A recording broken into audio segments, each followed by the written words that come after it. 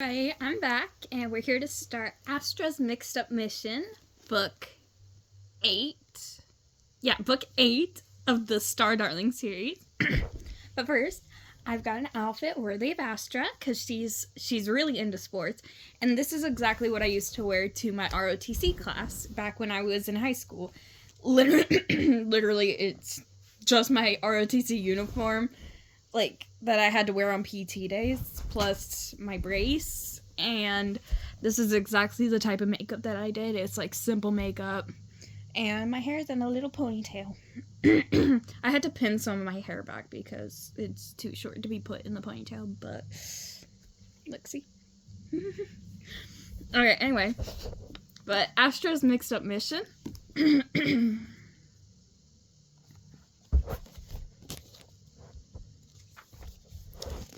Prologue.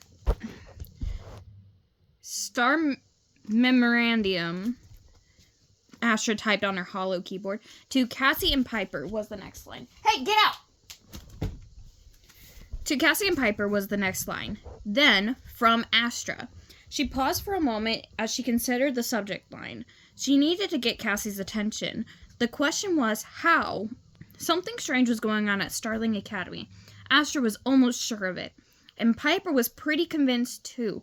They wanted to discuss it with one of the other Star Darlings, but Astra couldn't decide whom to approach. Piper suggested talking to Cassie, mentioning her thoughtfulness and perceptiveness, and Astra was, despite her intentional hesitation, learning to trust Piper's instincts. To be completely honest, when she first met Piper, she had found her slow dreaminess annoying and her occasional dark side ridiculous. But now Astra had a new respect for both the hidden message that dreams could hold the strength of Piper's intuitive powers. But even though Cassie had been so concerned about the flowers, she was now completely focused on herself. She spoke about her star-amazing mission, about how star-tacularly it went. She continued by praising her own wish energy manipulation skills. She even went on to discuss her eyelashes, calling them dusky, luxurious, and star-amazingly sooty. Astra could barely even see them behind those large star-shaped glasses Cassie wore, so she told her she'd have to take her word for it.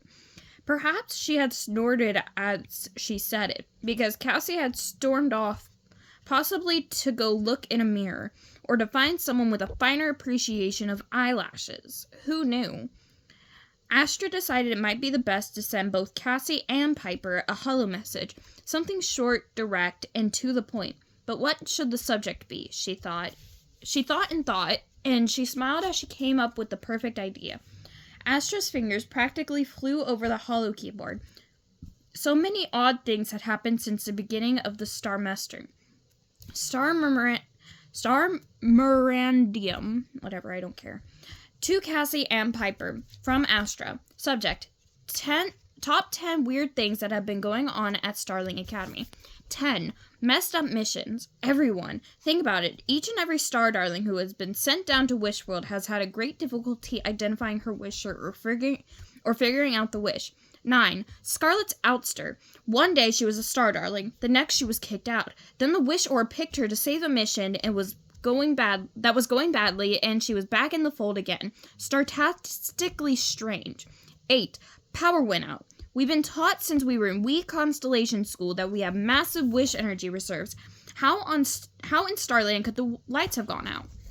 7. The Ranker. Somehow the whole school got invited to try out for Leona's band. The Ranker was brought in to choose the band members and their name, and chose an all-SD band in the name of our secret group for the band. Coincidence? Perhaps not. 6.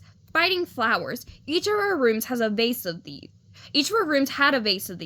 We all fought like rats and hogs, or whatever that wishing expression is. Now that they are gone, thanks Cassie, we are getting along again. Something to think about. 5.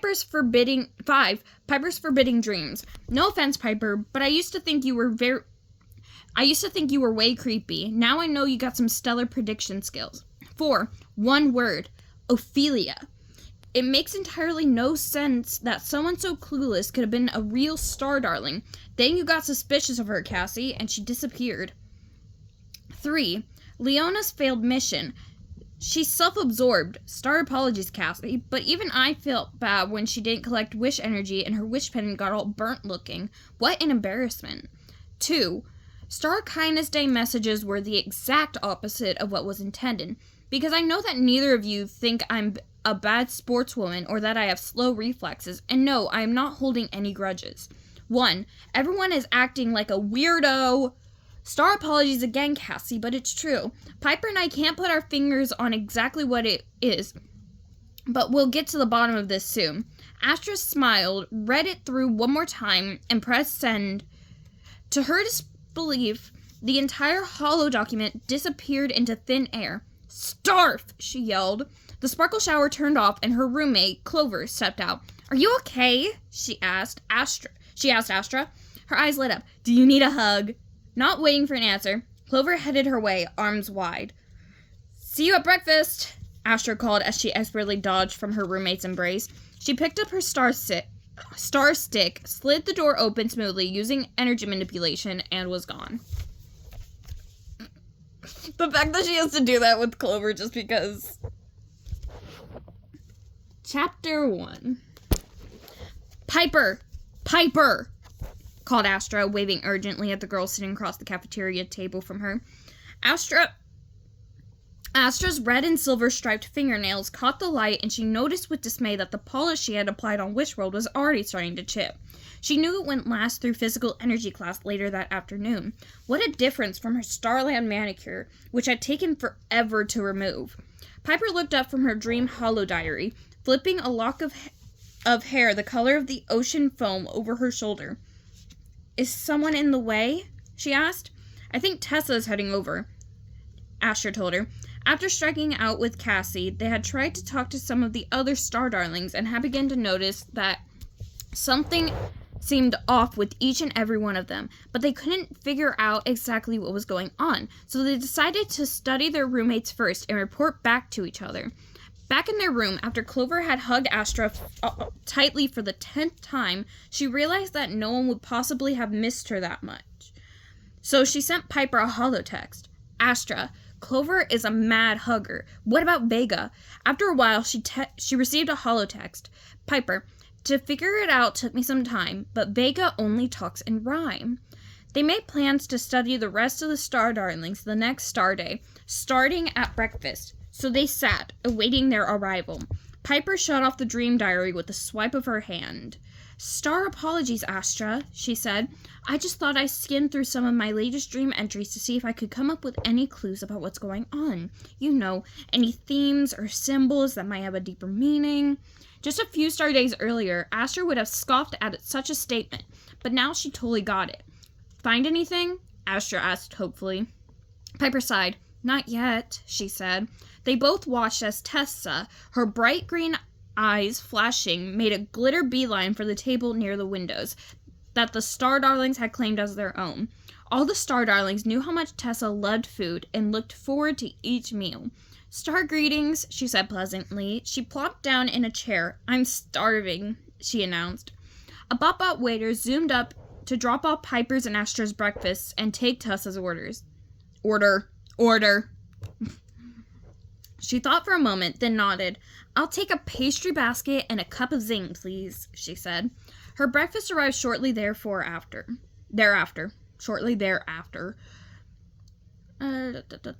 Tessa's hand hovered over the baked treat and she licked her lips as she made her choice. She picked out an Aussie fruit croissant and took a big bite. "Moonberry," she said. When she was done chewing, she made a quick work of the flaky pastry, then dabbing the corners of her mouth with a cloth napkin for any errant crumbs, reached in again. This time she grabbed a mini Astro muffin, which Astra could see was liberally studded with Lolo fruit. She popped the entire thing into her mouth and chewed. "Moonberry again," she said. "What are the chances?" Astra's star zap, which was sitting in her lap in silent mode, flicked. She flipped it open and read the message. "Piper, Tessa equals everything tastes like moonberries." Astra, "Sure looks that way."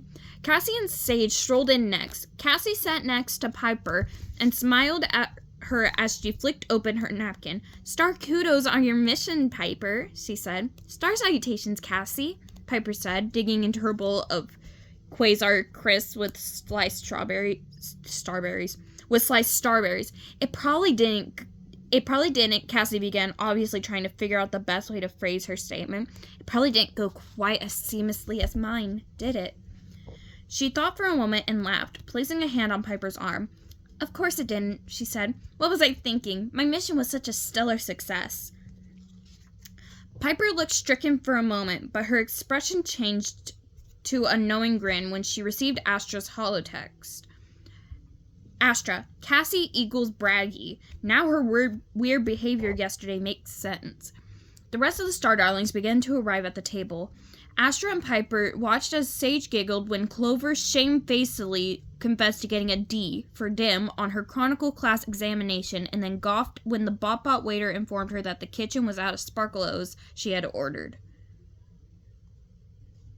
Clover, getting a bad grade. Damn. Astra, Sage equals can't stop laughing. Piper nodded and began to compose a hollow message in response.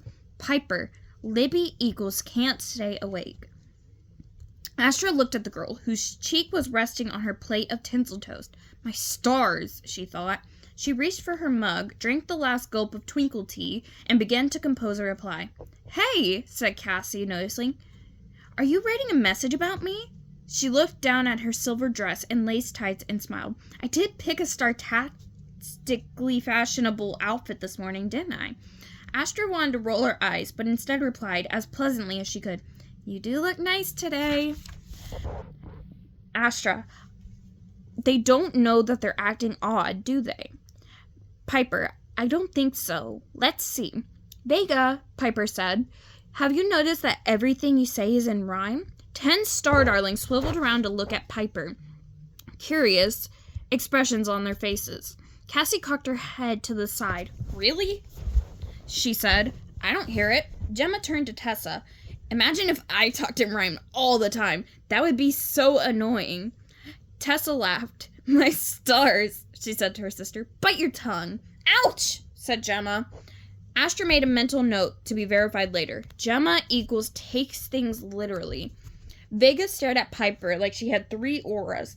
Piper, do you need some schooling? Talking in rhyme, you must be fooling.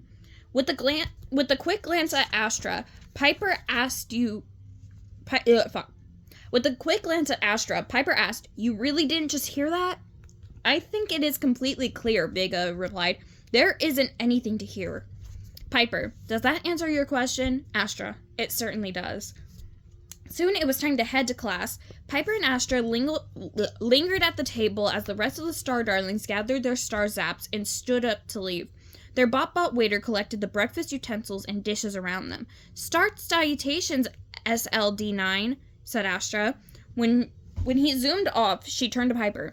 It's just so startastically strange that no one knows they are acting odd. Piper nodded, or that no one else is either, she added. The 2 girls headed out of the cafeteria, down the steps and towards Halo Hall. Suddenly, Piper grabbed Astra's arm and jerked her backward. Watch out! She cried. Astra realized that she had almost been knocked down by a starling rushing to class. Astra stared after her. Was that Scarlet? She asked. Piper nodded. And was she skipping? Astra asked incredulously. She was skipping, said Piper. Well, now I've seen everything, said Astra. We've got to figure this weirdness out, and fast. So why aren't we acting odd? Asked Piper. Great question, said Astra. I think when we sort out that part, we'll be able to get to the bottom of this. Piper sighed. Let's figure it out soon, she said. If I have to listen to Vega's rhymes for much longer, I think I'll scream. Chapter 2. Okay, I will see you guys next time.